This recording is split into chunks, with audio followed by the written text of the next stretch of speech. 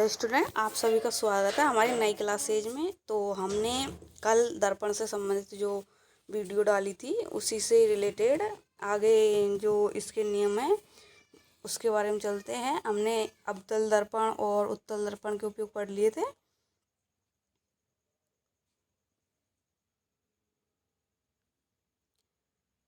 तो हम दर्पणों में देखते हैं कि दर्पणों में जो मुख्य अक्ष होता है, फोकस दूरी होती है, वक्रता त्रिज्या होती है, वक्रता केंद्र होता है। इनकी परिभाषा पर समझते हैं पहले। तो मुख्य अक्ष क्या होता है? किसी दर्पण के बीचों बीच गुजरने वाली काल्पनिक रेखा को मुख्य अक्ष कहते हैं। इसके बाद देखते हैं कि वक्रता केंद्र क्या होता है। तो वक्रता केंद्र जैसे कोई गोला होता है तो गोले में जो केंद्र होता है वो ही वक्रता केंद्र कहलाता है। या हम ये कह सकते हैं कि केंद्र से ध्रुव के बीच की दूरी को वक्रता केंद्र या फोकस दूरी कहते हैं। अगली इसकी जो परिभाषा देखते हैं कि दर्पण का ध्रुव क्या होता है। यदि हम किसी दर्पण को दो बराबर भागों में बांटते हैं तो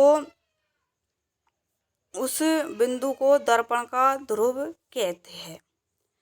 अगली इसकी परिभाषा देखते हैं कि वक्रता त्रिज्या क्या होती है। तो वक्रता केंद्र से ध्रुव के बीच की दूरी को हम वक्रता त्रिज्या कहते हैं। फोकस बिंदु क्या होता है? तो वक्रता त्रिज्या की आधी दूरी पर स्थित बिंदु को फोकस बिंदु कहा जाता है। फोकस बिंदु क्या होता है? यह वक्रता त्रिज्या की आधी दूरी होती है जिसे हम फोकस बिंदु कहते हैं। अगली जो इसकी परिभाषा है, फोकस दूरी क्या होती है? तो ध्रुव तथा फोकस बिंदु के बीच की दूरी को फोकस दूरी कहते हैं।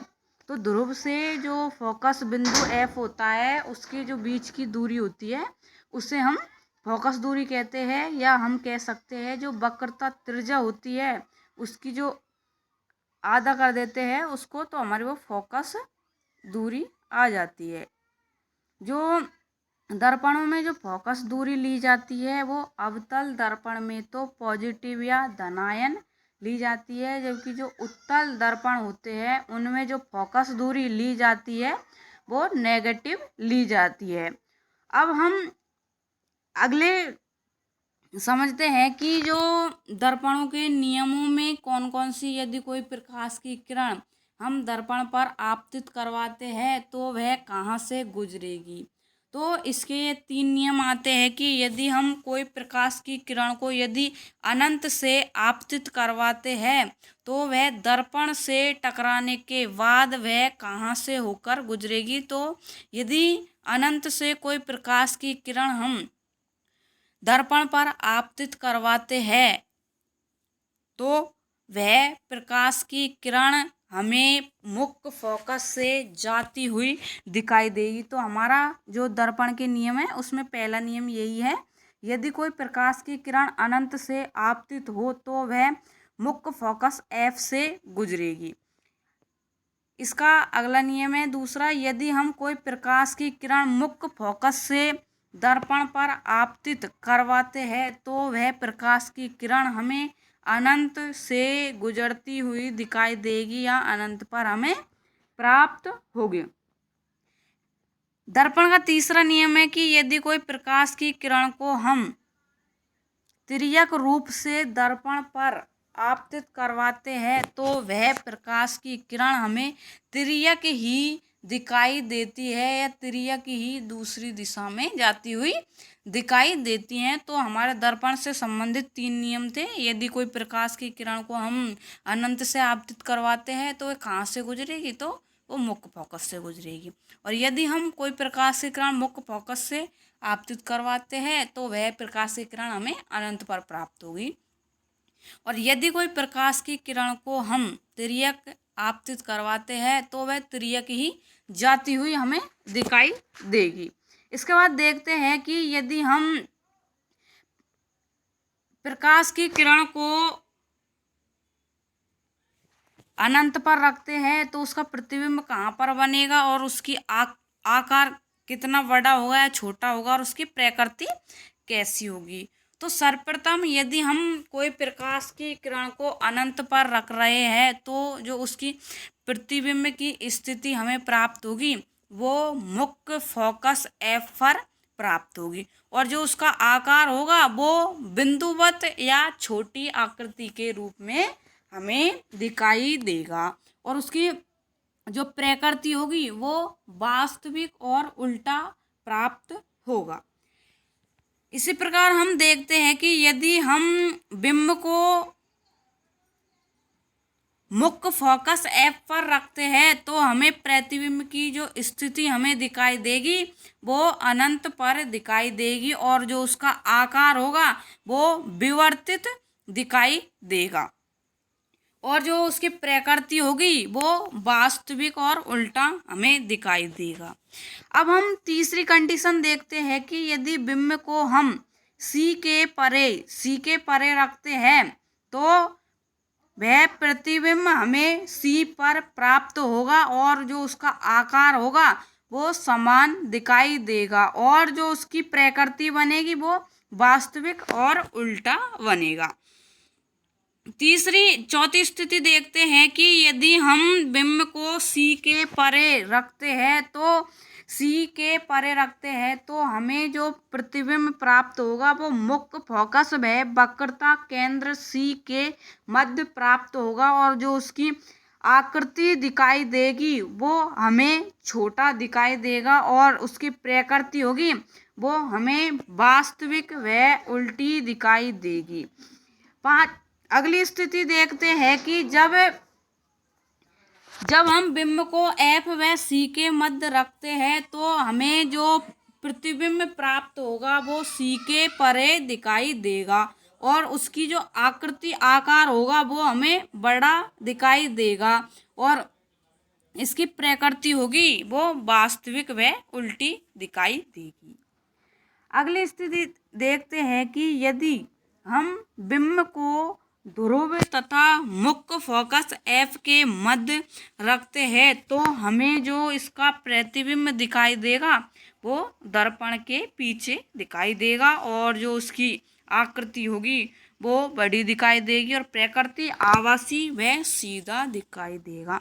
सिर्फ हमें एक ही कंडीशन ऐसी आती है जिसमें जब बिंब को हम पी व एफ के मध्य रखते हैं तो वह प्रतिबिंब उसका आभासी व सीधा बनता है।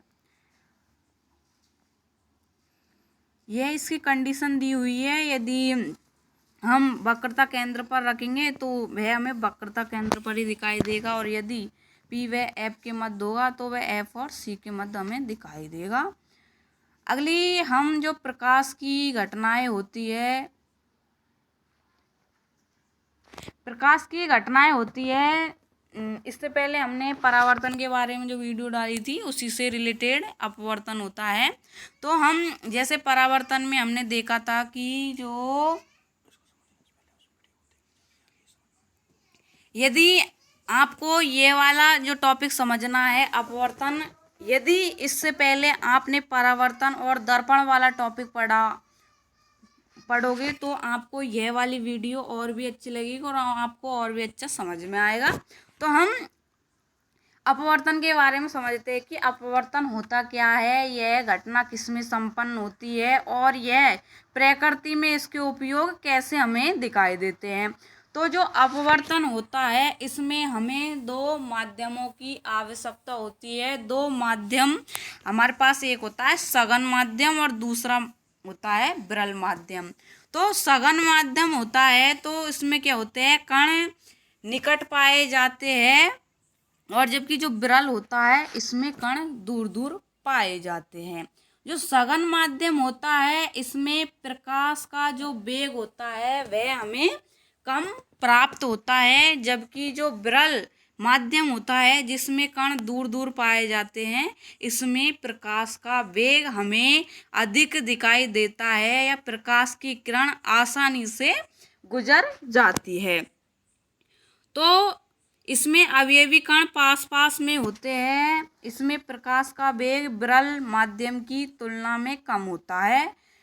और विरल माध्यम क्या होता है, इसमें अवयवी कण दूर दूर होते हैं और इसमें प्रकाश का वेग सघन माध्यम की तुलना में अधिक होता है।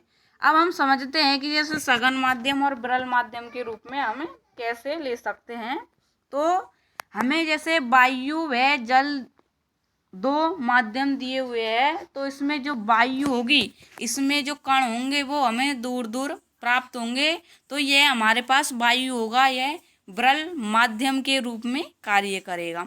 जबकि जो जल होगा तो इसमें क्या होगा, कण अधिक निकट पाए जाते हैं, यह सघन माध्यम के रूप में यहाँ पर लिया जाता है। अगला देखते हैं, जैसे हमने वायु व कांच लिया है, तो वायु में तो कण दूर दूर पाए जाते हैं, जिसे हम यहाँ पर विरल माध्यम के रूप में ले रहे हैं। कांच और जो वायु है, कांच में जो कण होंगे वह अति निकट पाए जाएंगे, सघन माध्यम, तो हम उसे सघन के रूप में यहाँ पर ले रहे हैं।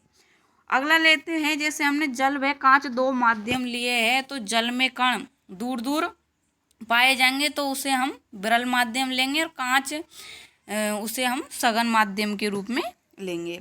तो अपवर्तन की जो घटना होती है वो लेंसों में संपन्न होती है, और लेंसों में संपन्न होने से क्या होता है कि यदि हम लेंसों पर कोई प्रकाश की किरण को आपतित करवाते हैं तो वह जैसे ही दूसरे माध्यम में गुजरती है तो वह अपने पथ से विचलित हो जाती है। इस घटना को ही हम क्या कहते हैं, अपवर्तन कहते हैं। तो जब हम कोई प्रकाश की किरण एक माध्यम से दूसरे माध्यम में प्रवेश करती है तो वह अपने पथ से विचलित हो जाती है। प्रकाश की इसी घटना को अपवर्तन कहा जाता है। अब यहाँ पर जैसे हमने यहाँ पर दो माध्यम लिए हुए हैं, माध्यम ए व माध्यम बी। यदि कोई प्रकाश की किरण जैसे हम सघन से विरल माध्यम में आपतित करवाते हैं तो वह जब दूसरे माध्यम में प्रवेश करती है तो या तो वह अभिलंब की ओर झुक जाएगी या अभिलंब से दूर चली जाएगी। यदि वह सघन माध्यम से विरल में जाती है तो वह अभिलंब से दूर हट जाती है, और यदि प्रकाश की किरण विरल से सघन माध्यम में प्रवेश करेगी तो वह अभिलंब की ओर झुक जाती है। यह अलग अलग जो माध्यम लिए जाते हैं इनमें प्रकाश की किरण अपने अलग अलग मार्ग के रूप में हमें दिखाई देती है। तो हम देखते हैं कि जो अपवर्तन की घटना होती है वो लेंसों में संपन्न होती है, और इसमें इसका जो नियम आता है वो अपवर्तन के नियम में, जैसे हमने परावर्तन में भी देखा था कि आपतित किरण तथा परावर्तित किरण और जो दर्पण लिया जाता है उसमें जो ध्रुव होते हैं और अभिलंब होता है वो एक ही बिंदु पर हमें प्राप्त होता है। तो जैसे ही उसी की तरह ही हमारा इसमें भी एक नियम सेम होता है कि आपतित किरण तथा अपवर्तित किरण, अभिलंब और ध्रुव एक ही बिंदु पर स्थित होते हैं।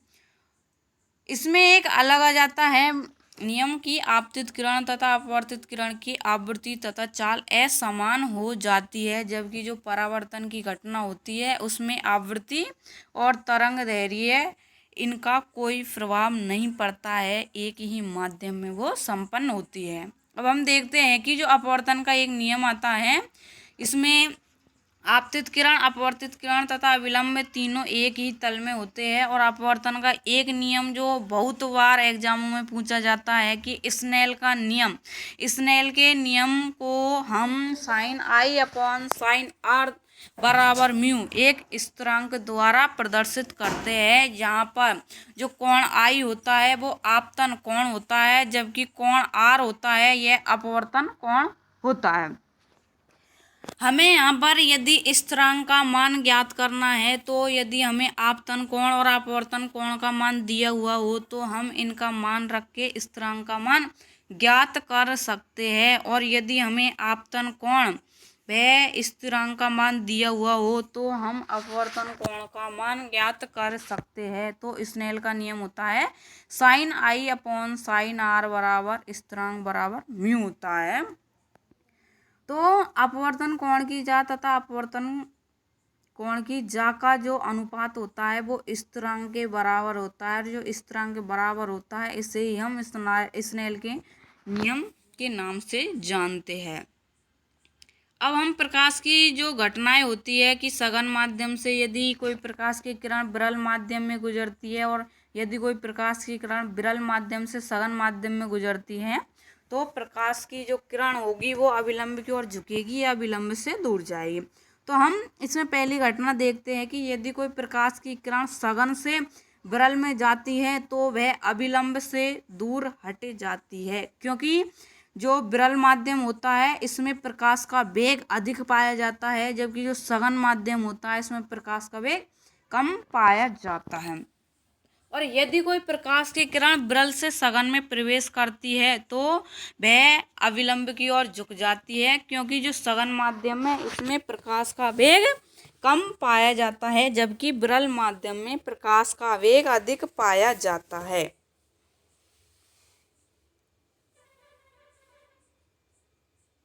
इसके बाद देखते हैं हम कि अपवर्तन के उदाहरणों में जैसे पानी में रखा हुआ सिक्का अपने तल से ऊपर उठा दिखाई देता है, क्योंकि वहाँ पर हमने जैसे दो माध्यम लिए हुए हैं कि बाहर तो हमारे पास वायु होती है और अंदर हमारे पास जो पानी के बीकर में जल भरा हुआ होता है, तो उसमें जो वायु ली जाती है वो तो हम विरल माध्यम के रूप में लेते हैं, जबकि जो जल होता है उसे हम सघन माध्यम के रूप में लेते हैं। तो वह हमें जो दिखाई देता है वो अविलंब से या तो दूर की ओर दिखाई देता है या अविलंब की ओर आता हुआ दिखाई देता है।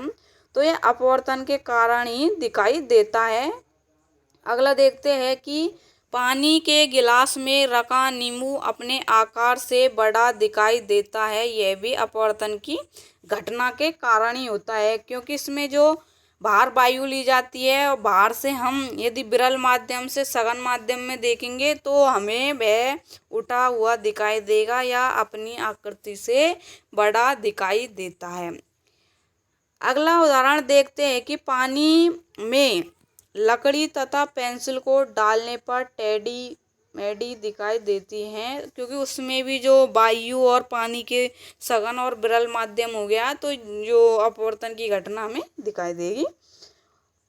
अगला इसका उदाहरण देखते हैं कि एक्वेरियम में रखी मछली अपने वास्तविक आकार से बड़ी दिखाई देती है। तो इसमें भी हमने विरल और सघन माध्यम के रूप में दो माध्यम लिए हुए हैं, तो इससे उसका जो एक्वेरियम में रखी हुई मछली है उसका आकार बड़ा दिखाई देता है। इसी प्रकार अगला उदाहरण देखते हैं कि समुद्र में मछलियों का अपने तल से ऊपर उठा हुआ दिखाई देना, यह भी अपवर्तन के कारण ही दिखाई देता है। अगला उदाहरण देखते हैं कि जो तारों का टिमटिमाना वो भी हमें अपवर्तन की घटना के कारण ही दिखाई देता है। अगला उदाहरण चलते हैं कि सूर्योदय तथा सूर्यास्त 2 मिनट पहले तथा 2 मिनट बाद तक हमें लाल दिखाई देता है। यह भी हमें अपवर्तन की घटना के कारण ही दिखाई देता है। अपवर्तन से संबंधित ही हमारा जो अपवर्तनांक आता है, अपवर्तनांक क्या होता है कि यदि हम एक माध्यम का दूसरे माध्यम के सापेक्ष विचलन जो निकालते हैं उसको हम अपवर्तनांक कहलाता है। अपवर्तनांक की कोई बीमा तथा मात्रक नहीं होता है, क्योंकि एक माध्यम में इसकी जो इकाई होगी वो ही दूसरे माध्यम में होगी और एक माध्यम का दूसरे माध्यम के सापेक्ष जब हम निकालेंगे तो उसकी जो इकाई और बीमा है वो कैंसिल हो जाएगी। तो जो प्रकाश की चाल अपवर्तनांक पर निर्भर करती है और जो सर्वाधिक जो अपवर्तनांक पाया जाता है वो हीरे का, और जो वायु का जो अपवर्तनांक होता है वो हमें 1 प्राप्त होता है और निर्वात का जो अपवर्तनांक होता है वो हमें 0 प्राप्त होता है। इसी प्रकार हम देखते हैं कि जो अपवर्तन के बाद हमारा आता है अगला टॉपिक, इसमें पूर्ण आंतरिक परावर्तन। तो इसमें क्या होता है, जैसे हमने अपवर्तन देखा था, अपवर्तन की जो घटना होती है वो लेंसों में संपन्न हो रही थी, तो उसी प्रकार जो पूर्ण आंतरिक परावर्तन की जो घटना होती है वह भी लेंसों में संपन्न होती है। और जो पूर्ण आंतरिक परावर्तन की घटना के लिए जो आवश्यक शर्त होती है कि यदि कोई प्रकाश की किरण को हम सघन माध्यम से विरल माध्यम में आपतित करवाते हैं तो उसका जो हमें आपतन कोण का मान प्राप्त होगा वो क्रांतिक कोण से उच्च प्राप्त होना चाहिए जब हमें यह पूर्ण आंतरिक परावर्तन की घटना हमें दिखाई देगी। हमने जैसे सघन माध्यम से विरल माध्यम में यह 4 प्रकाश की किरण आपतित करवाई गई है यहाँ पर। तो पहले हमने प्रकाश की किरण जो आपतित करवाई है सघन से विरल में तो वो अविलंब से क्या हुई है, दूर हट चुकी है। इसी प्रकार हम दूसरी प्रकाश की किरण आपतित करवाते हैं तो यह भी जो प्रकाश की किरण है वो हमें अविलंब से दूर जाती हुई दिखाई दे रही है। और तीसरी स्थिति में हम देखते हैं कि जो हमें प्रकाश की किरण दिखाई दे रही है वो अविलंब के साथ 90 डिग्री के कोण पर हमें प्राप्त हो रही है जिसे हम क्रांतिक कोण कहते हैं। और चौथी जब हम प्रकाश की किरण आपतित करवा रहे हैं तो वो वापस हमें सघन माध्यम में आती हुई दिखाई दे रही है और यहाँ पर जो हमें आर का कोण प्राप्त हो रहा है वो 90 डिग्री से अधिक प्राप्त हो रहा है। तो इसमें जो पूर्ण आंतरिक परावर्तन की घटना में हमें यही शर्त इसमें लागू हो रही है। तो जो पूर्ण आंतरिक परावर्तन घटना है वो वापस सघन माध्यम में संपन्न हो जाती है। तो इसमें देखते हैं कि क्रांतिक कोण क्या होता है कि जब अपवर्तन कोण का मान 90 डिग्री हो जाए तब आपतन कोण को क्रांतिक कोण कहा जाता है। पूर्ण आंतरिक परावर्तन के हम उदाहरण देखते हैं कि जो हीरे का चमकता हुआ दिखाई देना वो पूर्ण आंतरिक परावर्तन के कारण ही हमें दिखाई देता है। हीरे के चमकने में क्या होता है कि इसमें बाहर वायु ली जाती है और अंदर जो होता है वो कांच जो सघन माध्यम के रूप में कार्य करता है। तो हीरे के चमकने का कारण ही पूर्ण आंतरिक परावर्तन है और पूर्ण आंतरिक परावर्तन के कारण ही हीरा चमकदार हमें दिखाई देता है। इसका अगला उदाहरण देखते हैं कि मृग मरीचिका जो गर्मियों में हमें रेगिस्तान में दूर दूर तक पानी दिखाई देता है वो मृग मरीचिका के कारण होता है। और मृग मरीचिका के कारण ही रेगिस्तान में हिरण दूर दूर तक भागते हुए पानी के भ्रम के कारण अपनी जान त्याग देते हैं। इसे ही हम मृग मरीचिका कहते हैं। अगला इसका उदाहरण देखते हैं कि प्रकाशिक तंतु जो प्रकाशिक तंतु के रूप में भी हम पूर्ण आंतरिक परावर्तन का उपयोग होता है। यह प्रकाशिक तंतु होता है यह सूचनाओं को प्रसारण करने का कार्य करता है।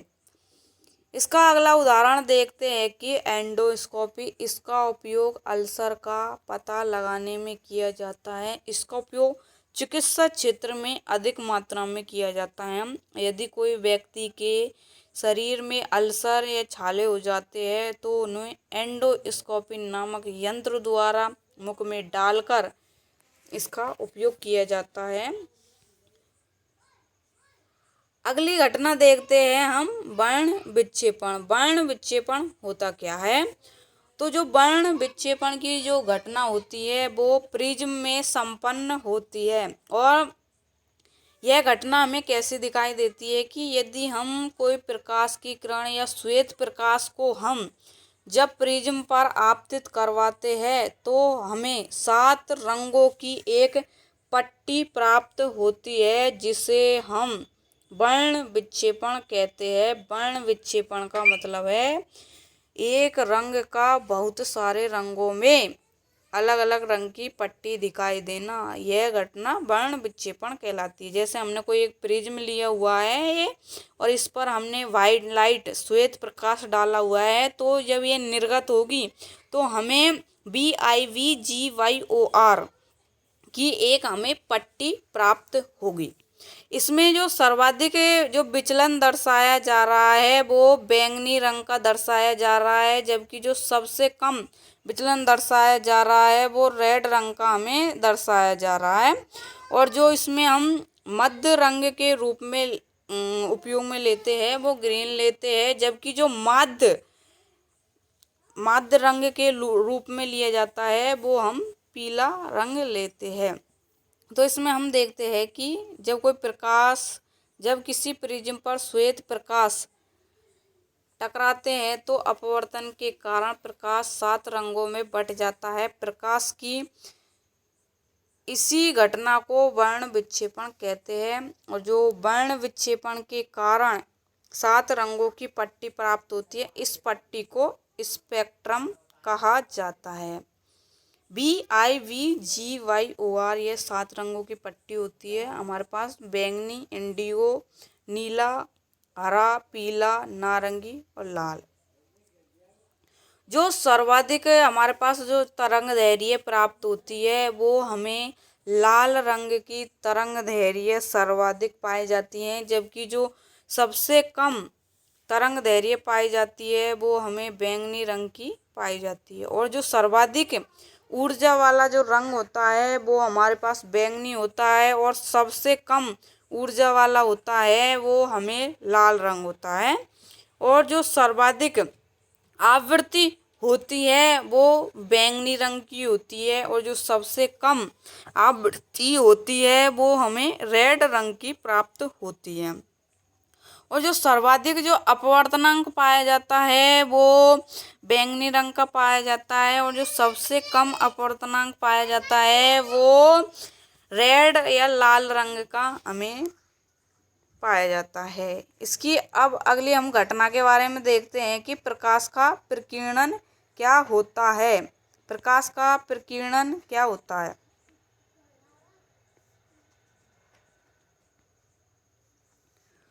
तो जो प्रकाश का प्रकीर्णन होता है, यदि कोई धूल या मिट्टी के कण से प्रकाश टकराता है तो वह सभी दिशाओं में बिखर जाता है। इस घटना को हम प्रकाश का प्रकीर्णन कहते हैं। और जो प्रकाश का प्रकीर्णन होता है वो तरंग दैर्घ्य की घात 4 के व्युत्क्रमानुपाती होता है।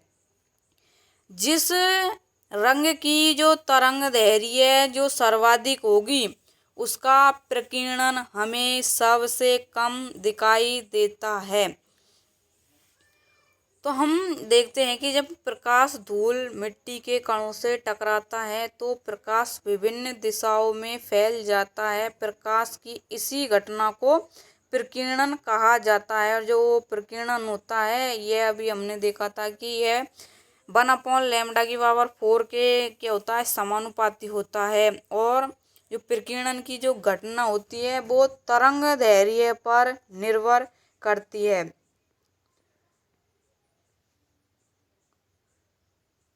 तो हम यहाँ पर देखते हैं कि जिसकी सबसे अधिक तरंग दैर्घ्य होगी उसका जो प्रकीर्णन है वो हमें कम प्राप्त होगा, और जो इसका फैलाव होगा उस रंग का वो भी हमें कम दिखाई देगा। और जिस रंग की यदि तरंग दैर्घ्य का मान कम होता है उस रंग का प्रकीर्णन अधिक होता है या फैलाव ज़्यादा होता है। प्रकीर्णन से संबंधित हम कुछ उदाहरण देखते हैं कि जो खतरों के संकेत लाल क्यों बनाए जाते हैं, इसका कारण क्या है।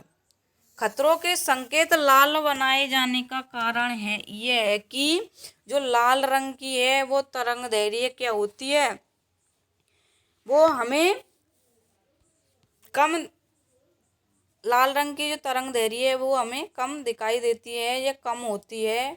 तो यदि हम उसका प्रकीर्णन देखते हैं तो उसका फैलाव वो है हमें क्या दिखाई देगा, बहुत कम दिखाई देगा। और कम दिखाई देगा तो हमें लाल रंग ऐसे कैसे दिखाई देगा, जिसके कारण खतरे के संकेत लाल बनाए जाते हैं। लाल रंग का तरंग दैर्घ्य ज़्यादा होता है जिसके कारण प्रकीर्णन कम होता है, इसलिए खतरे का संकेत दूर से हमें नजर आ जाता है। इसी प्रकार इसका अगला उदाहरण देखते हैं कि जो बादलों का रंग है वो नीला दिखाई देता है। इसका नीला दिखाई देने का कारण है कि नीले रंग का जो प्रकीर्णन होता है वो ज़्यादा होता है। इसलिए आकाश का रंग हमें या बादलों का रंग है वो नीला दिखाई देता है। सूर्योदय तथा सूर्यास्त के समय सूर्य लाल क्यों दिखाई देता है? क्योंकि लाल रंग की तरंग दैर्घ्य होती है वो ज़्यादा होती है, इसलिए जिसके कारण विकिरण उसका कम होता है। इसके बाद हम देखते हैं कि प्रकाश से संबंधित ही इंद्रधनुष की घटनाएं रेनबो। तो यह बारिश के बाद बनता है और यह सूर्य की यह विपरीत दिशा में बनता है।